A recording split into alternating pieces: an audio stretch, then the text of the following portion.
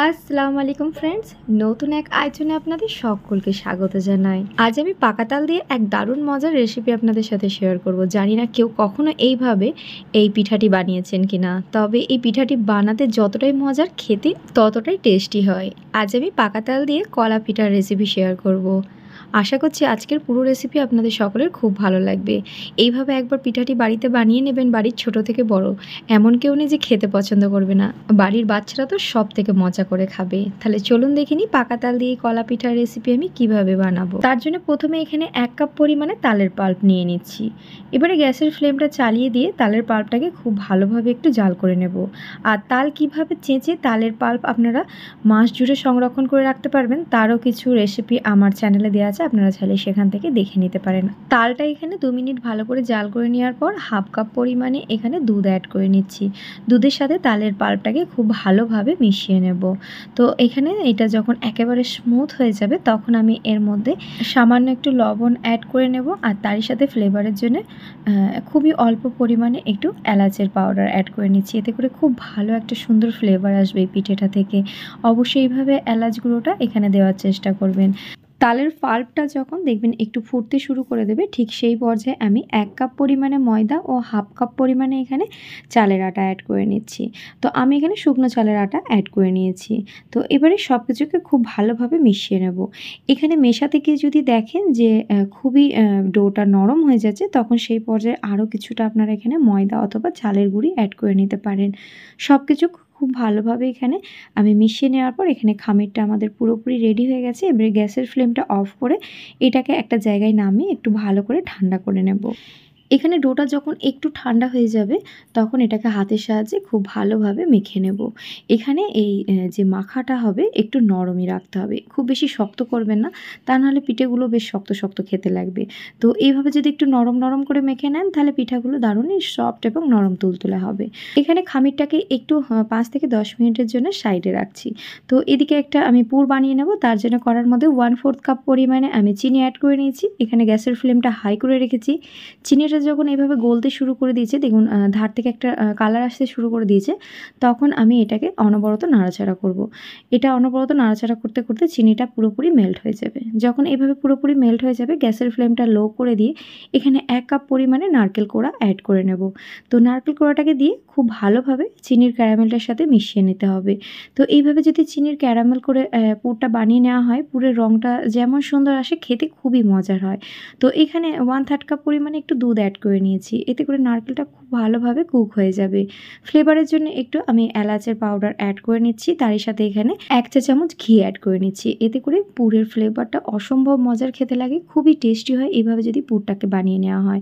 সব কিছুকে খুব ভালোভাবে ফ্রাই করতে থাকবো। একবারে শুকনো শুকনো করে ফেলবো। যখন দেখবেন একটা সুন্দর এরকম রং এসে যাবে তখন জানবেন এখানে পুরটা একেবারে রেডি হয়ে গেছে। গ্যাসের ফ্লেমটা অফ করে এটাকে নামিয়ে নেব এবং এটাকে খুব ভালোভাবে ঠান্ডা করে নেব। অপরদিকে দেখুন এখানে প্রায় 10 মিনিট পর ফিরে এলাম। এখান থেকে একটু লেচি কেটে নিচ্ছি। তো ঠিক এই রকম পরিমাণে নেব, আশা করছি দেখে বুঝতেই পারছেন। তো আপনারা চাইলে একবারে বেশ অনেক কটা আগে লেচি তৈরি করে নিতে পারেন। তো দেখুন এটাকে হাতে করে একটু চ্যাপটা করে বাড়িয়ে নিয়েছি এবং মাঝ বরাবর এখানে নারকেলের পুরটাকে রেখে এইভাবে পিঠার মতো মুখটাকে মুড়ে নেব। মুড়িয়ে নেওয়ার পর হাতে করে এটাকে একটু রোল করে নেব। রোল করে নিয়ে ওপরের একটা অংশে আমি এইভাবে করে দেখুন ডান্ডিটাকে বানিয়ে নিচ্ছি। এটা একটু আপনাদের দেখে বুঝে নিতে হবে। এখানে কলার যে বোটাটা আছে সেটাকে রেডি করে নেওয়ার পর আবার একটু হাতের তালুর সাহায্যে এটাকে ঘষে একটু লম্বা করে নিয়ে নিচের দিকটা দেখুন একটু বেন্ড করে নিয়েছি। আর ঠিক যেখানে পিঠার মুখটা মুড়েছি এগুলোকে একটু উঁচু উঁচু গায়ের অংশগুলো করে নিয়েছি। এখানে একটা কিন্তু আমাদের কলা পিঠা রেডি হয়ে গেল। আপনাদের সুবিধার্থে আরও একটা করে দেখাচ্ছি। ঠিক একইভাবে একটু লেচি নিয়ে নিয়েছি। এবারে এটাকে একটু চ্যাপটা করে বাড়িয়ে নিয়ে একইভাবে নারকেলের পুর দিয়ে পিঠার মতো মুখটা মুড়ে হাতের সাহায্যে একটু ঘষে নিয়ে লম্বা করে নেব।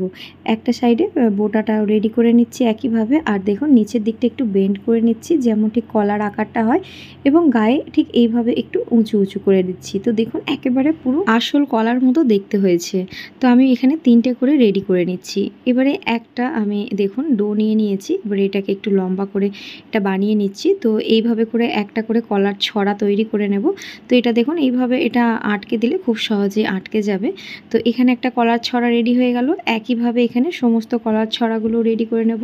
এই সিজনে যদি কারোর বিয়ে থাকে আপনারা খুব সহজেই থালের মধ্যেও এই ধরনের পিঠে বানিয়ে দিতে পারবেন। থালটা দেখতেও খুব মজার লাগবে। তো এখানে সমস্ত পিঠেগুলো রেডি করে নিয়েছি আর এখানে একটা একটা কলা পিঠাগুলোকেও রেডি করে নিয়েছি।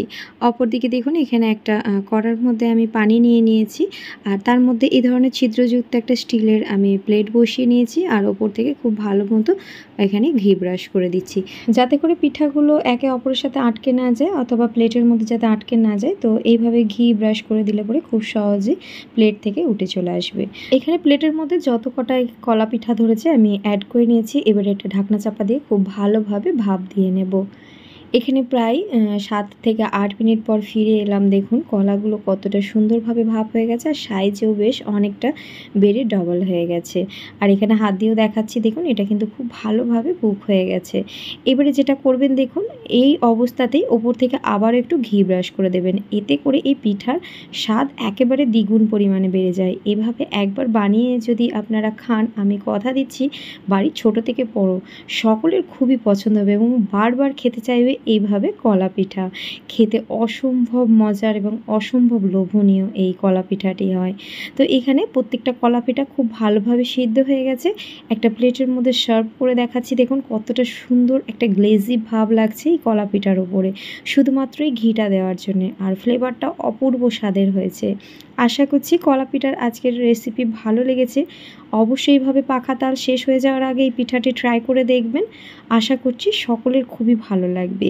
আর দেখুন এটা কতটা সুন্দরভাবে সিদ্ধ হয়েছে, কতটা নরম তুলতুলে হয়েছে আমি আপনাদের দেখাচ্ছি। আর দেখুন ভেতরটা একেবারে পুড়ে ভরা। এবং রেসিপি ভালো লাগলে অবশ্যই আমাকে সাপোর্ট করে আমার ভিডিওতে একটা লাইক করতে একদম ভুলবেন না এবং আপনার ফ্যামিলি ফ্রেন্ডসদের সাথে শেয়ার করে অবশ্যই রেসিপিটি বানানোর সুযোগ করে দিন। আজকের মতো আসি বন্ধুরা, আল্লাহ হাফিজ।